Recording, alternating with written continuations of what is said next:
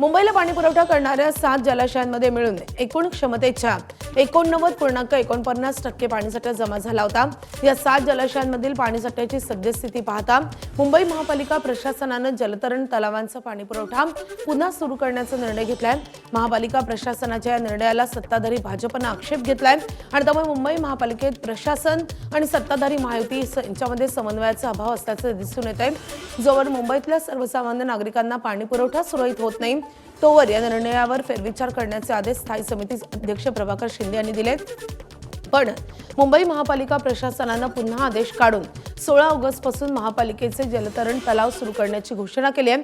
पण तलाव सुरू करण्याआधी पाण्याची गुणवत्ता तपासणी, सुरक्षा प्रमाणपत्र आणि जीवरक्षकाची नियुक्ती या बाबी प्राधान्याने करून देण्याचे निर्देशही देण्यात आले आहेत। प्रशासन प्रत्येक वेळेला असं सांगतंय की या शहरावर अल निनोचं सावट आहे आणि ऑगस्ट सप्टेंबर याच्यामध्ये पडणाऱ्या पावसाचा अंदाज घेऊनच पाणी पुरवठा सुरळीत करता येईल।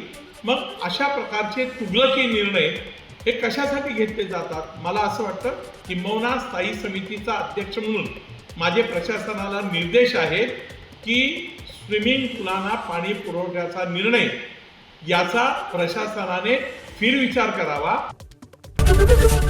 एबीपी माझा, उघडा डोळे बघा नीट।